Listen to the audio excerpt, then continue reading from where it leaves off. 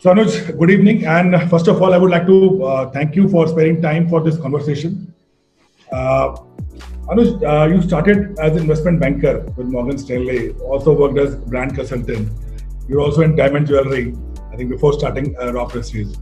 And today, I think the Raw Prestige is India's first cold-pressed juice company and has created its own space in Indian market. The company has also won trust and funding from Sequoia, Food Hall, and Godrej. And now you're expanding in your product range and distribution network across globe. So my first question is. Let me just correct one thing first. Deepak, we have got funding from Sequoia, Food Hall and Godrej, Nature's Basket, when Nature's are just partners, they're just retail partners. Okay. The background to Raw is, I'm not from the food and beverage background, nor am I from the FMCG background. But like most consumers, I saw a lack of my demand being fulfilled, which is wanting, maybe a beverage which was honestly healthy, something that didn't have any additives, something that didn't have any added sugar, that wasn't made with any artificial ingredients. Pretty much very similar to the kind of juice that we would make at home, or which we would consume on the streets or at a juice center, was not available for us to buy in retail. So really just set out to solve a problem and organize the unorganized market of fresh beverages in India. And that was really the goal of entrepreneurial mission. My background is, apart from the work experience, I grew up in Mumbai. I did some. I got my higher studies done in the US. But all along the way, I think the kind of discipline that I had for fitness and to play sports and wanted to be a professional athlete kind of led me to understand a lot of food and fitness and nutrition and all of these things. So I had an understanding of what it does take to have a healthy life, and because of that, as a consumer, I saw the demand and realized that the larger companies, the larger FMCGs, the big beverage players, while scaled immensely, that they're not innovation forward. And typically it takes younger businesses like us to spot the gap in the market and then create a category, grow that category, and then maybe get the attention of the larger players to fulfill this. So that's this sort of background which led me to start and why I started. Great. And how big is this opportunity in terms of size, if I talk about? Well, I mean, it's the beverage market is obviously worth $5 to $10 billion in India. But if you just take the fruit-based drinks market in India, it's probably close to $4 billion, I would say. Just fruit-based drinks is about 17,000 crores. Then you have other drinks, whether it's carbonated, this and that it's about 25,000 crores. So collectively at about 40,000 crores or so, it's a pretty large opportunity. But it's not just about juices, right? As people are stopping to drink a carbonated cola, right, they have to fill up their share of throat or their thirst quenching with something else. So we can see that because of that, fruit-based drinks or just plain water or functional water or dairy, value-added dairy, are all actually growing because of the deceleration of this consumption. So so it's a large market, difficult to put one number on it, but a market driven by many large players, from an Amul, Pepsi, Coke, Parle, but there's a belly, they take up the belly of the market. But now what we are seeing is at the top end, there's a lot more innovation and premium products that are coming around as consumers want to trust the products that they are drinking, and for something which is good for them and for their family.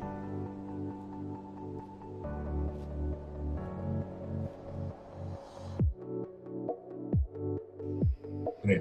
In fact, my next question is related to what you mentioned, that trust if you talk about. So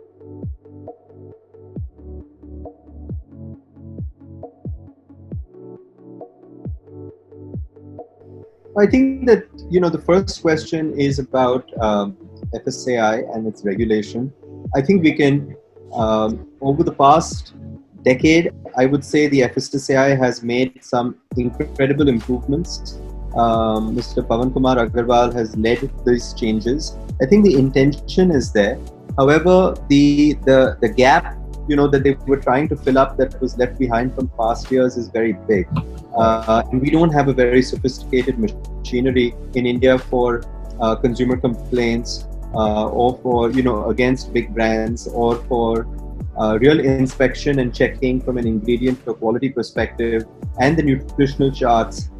So it's very, very easy today for food and beverage brands to make something that may be unsafe, that may not be an ingredient, may not be approved, and more so, they may make claims which are untrue in terms of whether it's calories or some other ingredients or some health claims, etc.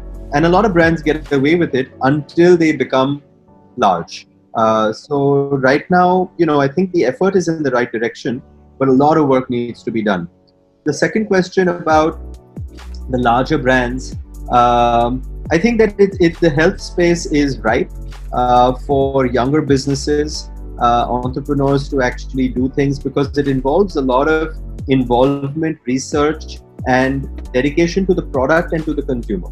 Whereas the larger companies are very focused on supply chain and scale, that sometimes they are not able to fulfill that gap. So I think that we have an interesting platform today in India where the younger businesses can actually drive change. And once they've created that category, the larger businesses can incorporate them into their platform and give them a larger playing field. Right.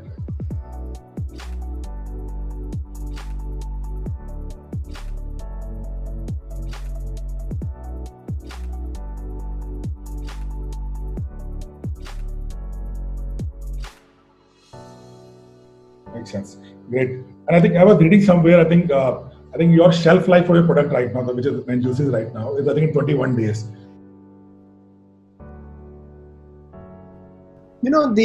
The product is fresh. So anything that is good for you can go bad.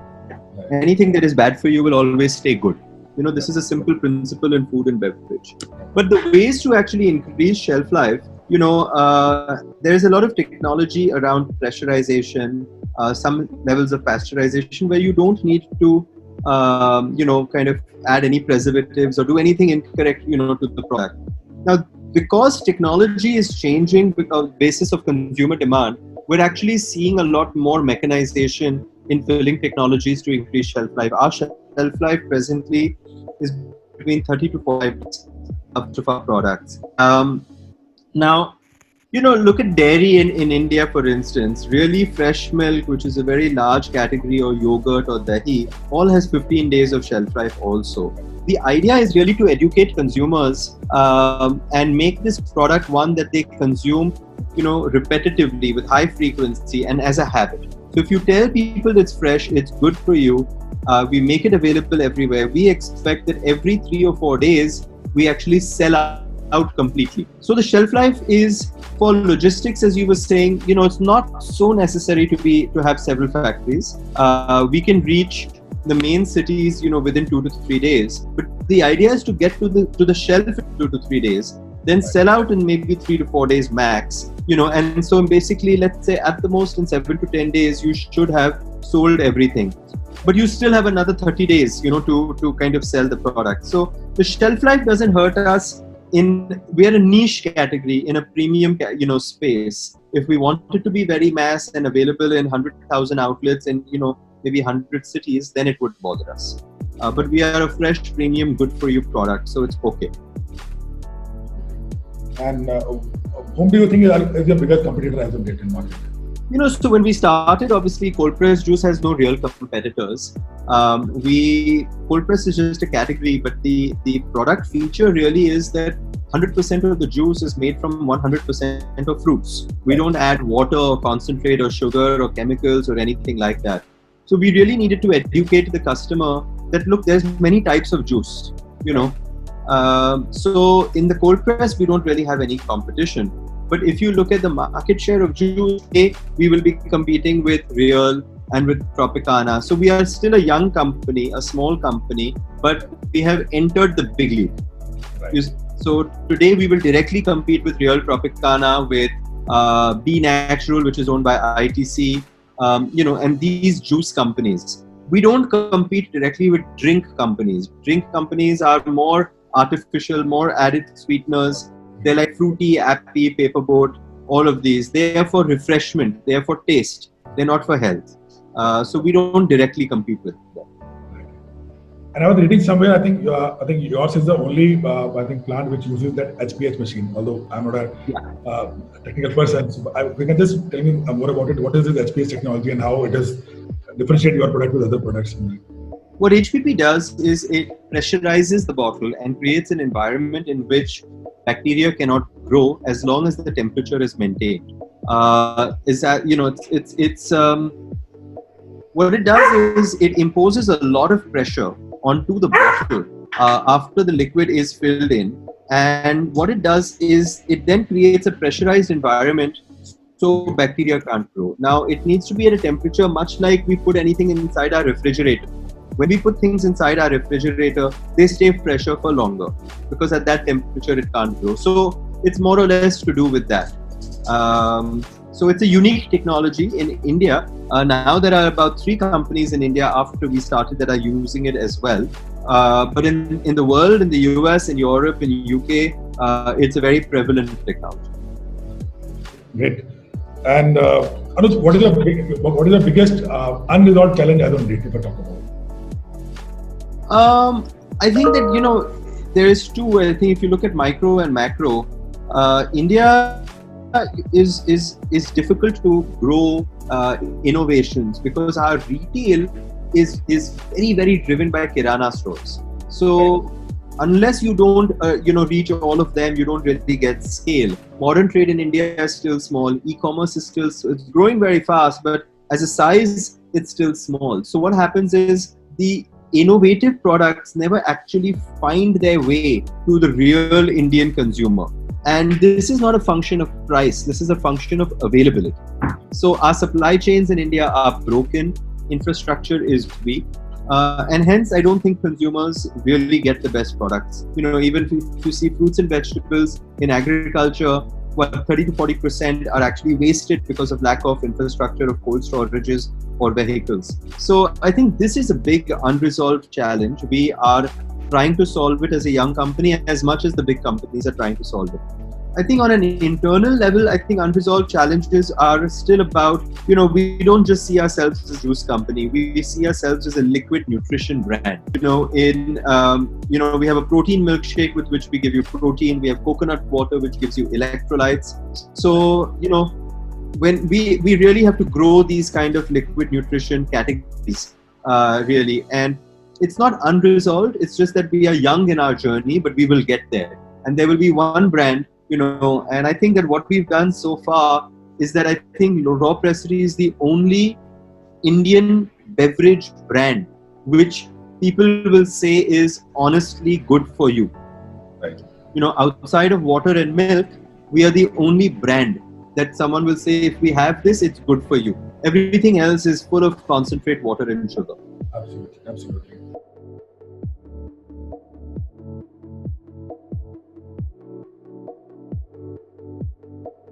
So, I think we want to go deeper into cities. We're really expanding into general trade. We have grown the business in terms of going into new categories, refining our portfolio, wanting to go deeper into channels. Today we are not just available in grocery stores. We are the number 1 or number 2 selling beverage at most airports. We're available in schools, hospitals, e-commerce. We do direct to home. So to be an omni-channel business and go very deep is what we want to do in the near term. In a larger vision, I think that we want to establish big networks with farmers so that we can really help the Indian farmers and be really vocal for local, and kind of expand this ambition that we have in becoming a very large beverage brand, which gives consumers something that they can trust. And then after that, I know everyone loves to say that we'd like to go global, but I think while we will do that, and we already do that in some ways in the Middle East, the real opportunity is to give Indian people, the growing adults, families, and senior citizens something that they can trust, and that's really the bigger ambition, and we've just started right now.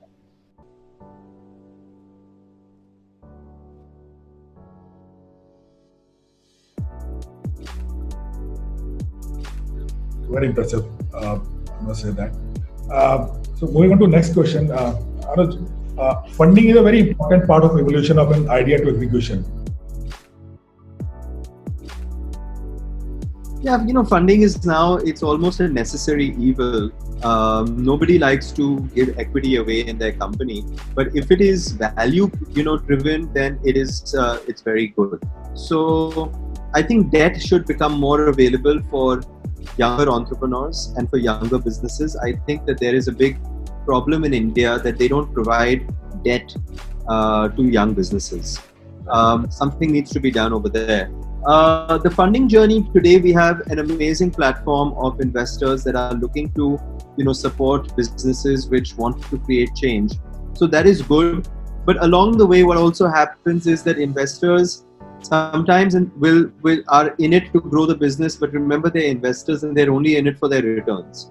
Right. So while they may want to support entrepreneurs and their vision and their ambition, at some point, their true skin is that they need their return on the investment in a certain time period. The real businesses, the real entrepreneurial ventures, the family businesses, the industrial houses like the Ambanis, the Birlas, the Tatas, and even other businesses today which don't have to be such big names, those were the real businesses that were real today. Today's startup is about what other businesses took 20 years to do. We want to do it in 5 years, and that's only because it's driven by this need for funding constantly. So it's good if you want to grow very fast and if you are in a category which can grow very quickly and is a large category. But if you want to create a business which is steady and growing, then I would say, it's good to be patient and move with it without taking the funding very early on.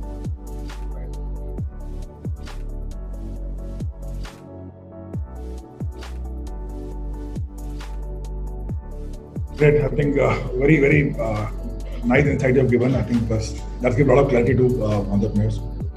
So I'm moving on to another most talked about term, that is customer experience.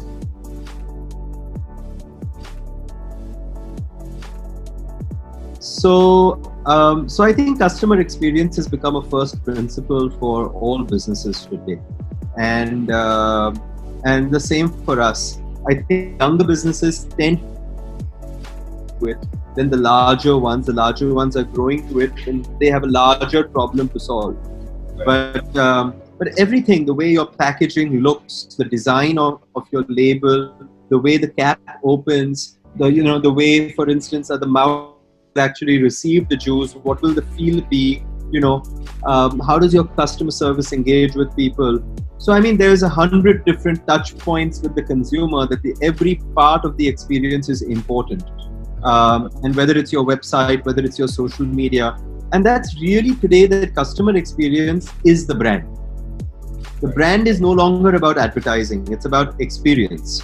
And so really the relationship, which is known as the brand, comes with the experience to say that even if the company or the product makes a mistake, or there's something wrong with it, but the experience that they are trying to do something and they're trying to resolve it, or okay, they did that, sometimes builds a relationship. So I think experience is better than advertising.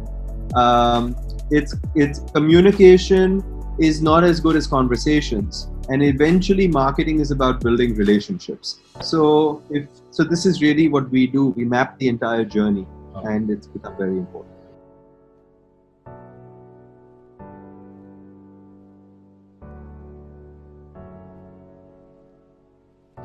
And other question related to this only, that so one part of the CX is where you do all your where you create a touch points or whatever information you are sharing with the customer or whatever experiences you have, right? It could be digital, it could be physical, whatever it is. But at some point where manual intervention is required, right? Where people are there, frontliners are there. with this question I ask with a lot of people, right, from people who are B2B business and people into B2C business also. That so as a founder, you understand the criticality or vitality of customer experience as a term. But especially in a B2B model, and especially when the transactions are happening and people representing that brand, right, and when they go and handle that, they have a transition in mind, right, because obviously their KPI, their jobs, or whatever their business into. How do you create transform that culture of what you thought in your, say, maybe boardroom to those frontliners? I think, how do you address that challenge? See, I think that is the culture part, right? All brands need to have an internal cultural memo. We have one as well. We define our mantra as product, the way that we behave, the way that we conduct ourselves, inside the office as well as on the field. We have a 3P kind of a scenario where people first, then performance, then profits. So at every level, we try and say that you have to put people first, and as you put people first, that's really where things actually come in. Right. So people, then performance, then profits.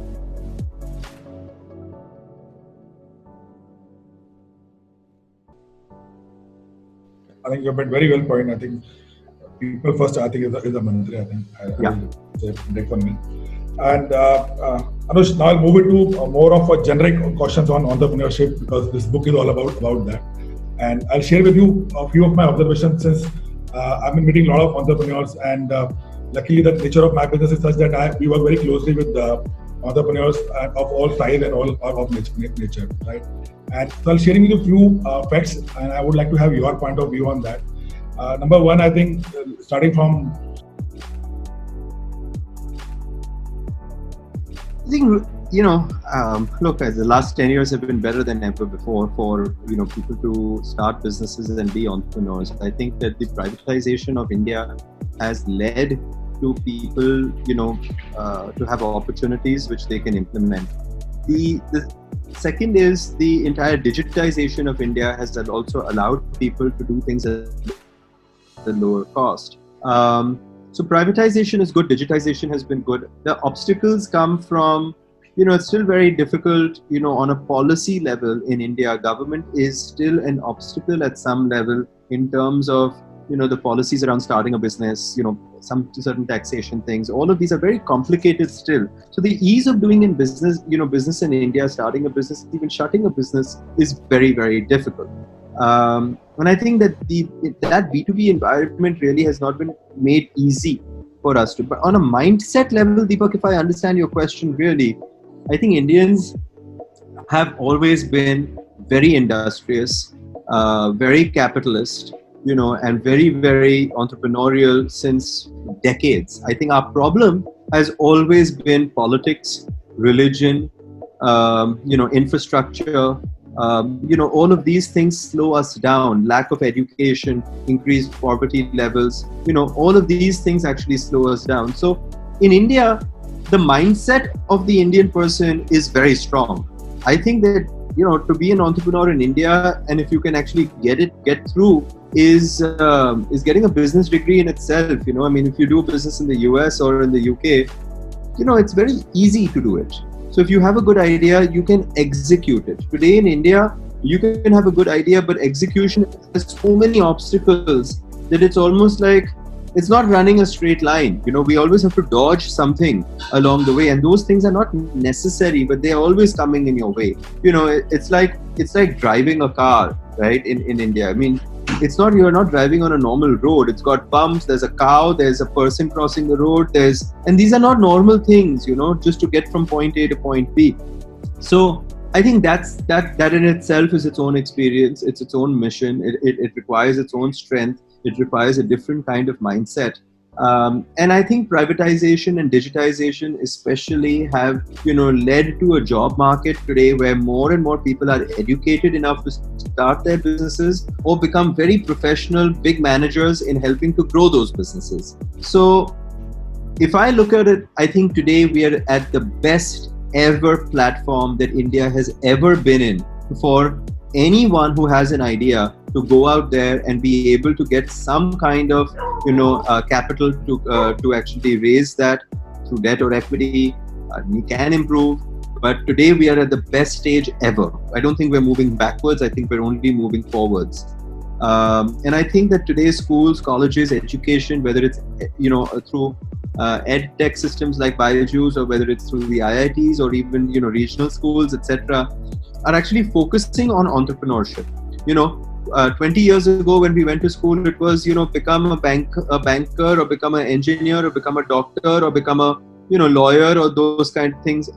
Today it's not that. Today the idea of being a professional is, in these fields is still valued, but today the entrepreneurship is being taught today. People like yourselves are writing books on this today. Some other people now will be reading it and will get influenced by it. This has become a subject in schools and colleges and universities. This has become dinner table conversations, with families. Today, it's no longer that the family, the father says, you have to join my family business. Today he says, son, why don't you try and do something on your own? So I think there's a large revolution right now that's taking place in India. And I think it's a very strong place for us to actually be in. Great.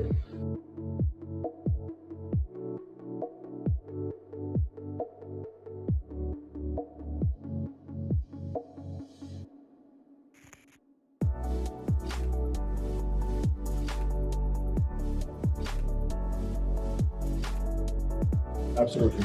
I think one more important question, and I think you are the right person to answer it, because your venture has grown out of your kitchen. Right? How do you describe it, right? For your own need, and then you develop the idea of how you can make it a viable business model. And so I've seen a lot of entrepreneurs, especially founders who are from the product side, who have some product in mind, and they develop a product and then they go to market. But sometimes I feel that they're so obsessed with their idea that when they get feedback from market, especially when you are converting your idea to a scalable commercial model, but they're so obsessed with their idea that they're not ready to make changes or be flexible with the idea based on the market feedback to make it commercially viable. And I see a lot of startup going for a death route on those things just because of that rigidness.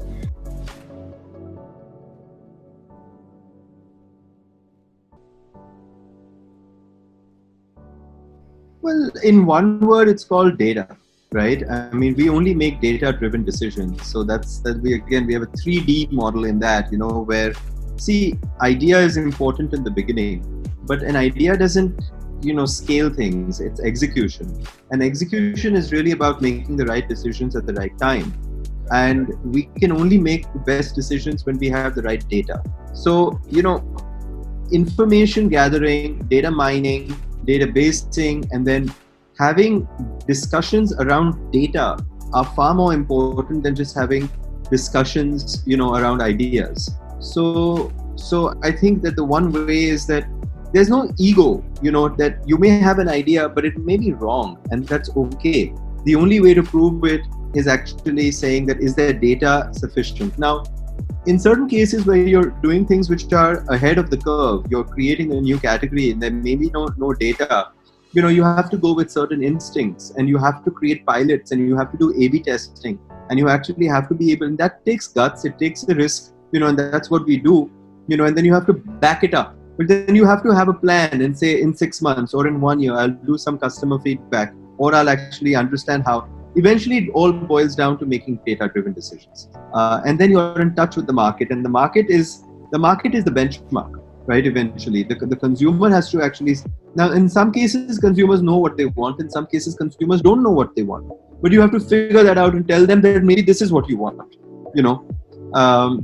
And so I think that's essentially what you have to do. So, being in touch with the market is important. Making data-driven decisions is important.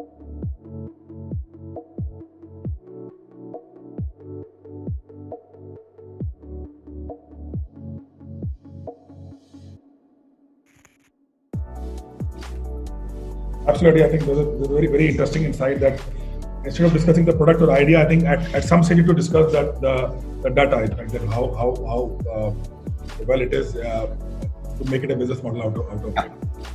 Great. One more information on this, and then I'll move to the next question. Again, I've seen a lot of businesses. I've seen a lot of founders which when they have nothing in hand. They start with only an idea. They are ready to bet everything what they have into the venture, like so all savings or whatever they could have arranged for that. And they are successful to a level where they're able to meet their means, right? They're able to arrange their means in terms of they're able to pay the salary and they're able to create some kind of system which there's a regular flow. But obviously it's almost like meeting your two corners, nothing more than that. At that time they become too conservative, like their risk-taking appetite reduces, and that I have seen a lot of places which is at that time because you are not growing, right? So either the computer will kill you, or the idea will get lost out of in the times to come, right? So I've seen a lot of people becoming conservative when they taste some success. What is your point of view on that, and how do you think that this need to be tackled? I think it's different. I think it's a personal thing, it's not generic. Some people will take the risk and continue. Some people are conservative, and maybe that's the right thing. It's difficult for me to comment on what the right thing on this is, but it really depends on the style of the entrepreneur, on what's right for their business and what's right for them. So there's no rule over here, Basically, this is based on a lot of research we have done, a lot of data we have basically on that why people don't grow beyond a point. Like how I told you that 99.5 business which are say micro small enterprises around 10 years back, they're still into that category, right? So going like today, whatever you are doing right now, taking a company from 250 crore to 1,000 crore is a challenge, but taking a company from 1 crore to 5 crore might be easy, right? But I think that, and the same person has bought it from 0 to 1 crore. So, but at some point of time, the approach becomes very conservative. I think again, what you said initially, that the policy, the ecosystem, which makes it very risky for a person. I think that affects that appetite of the person to take more. I think it's also based on ambition. If some people are happy with what they have, then it's not necessary for you to have 1,000 crore company. If you feel that you've achieved the purpose of your business and you're happy in that steady state, then that's okay. It's ambition. Some people may be happy with 1,000 crores. Some people may want 10,000 crores. It's relative. So, yeah, I think it's a personal thing. It's a personal choice that the entrepreneur makes or the businessman makes. Great. I think be very lean. Manage money very wisely. Right. is very important. I think people get very driven by ideas and wanting to be very big and all of that stuff. But I think being lean, being fiscally disciplined is always a good thing, no matter how small or big you are, what stage you're in. The second is, I think, never give up. Because it's never going to be an easy journey. Again, no matter what your stage is, it's the timeless piece of advice that's been given to all of us, that you will face problems. If you think you won't face problems, you're being silly. So you will face problems, you will have challenges, there will be obstacles, and things won't always go according to plan. But never give up. I guess the last thing is always that, as I said, profit is important, but managing people is really what building a company is all about. And so I always say people, then performance, then profits. So I think this is how I would say.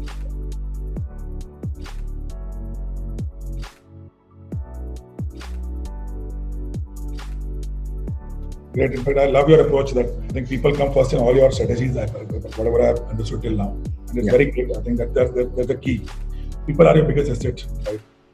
So moving on to my last question, which is basically my question is of my personal interest. So what came in your mind when you first time read the title of the book which I am writing? And what is your expectation from this book? And what is your definition of Junoon, Jarurat Jugaad? I thought it was interesting. I think it's quite appealing, Junoon, especially as the word Jugaad.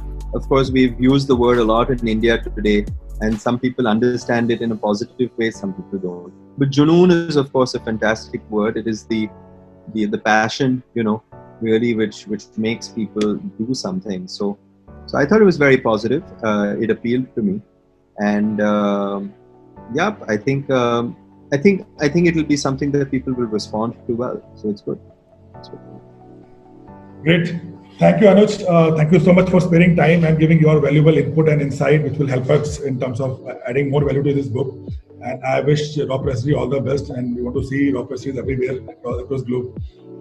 Thank you, Deepak. Thank you, Rajesh. Thank you so much.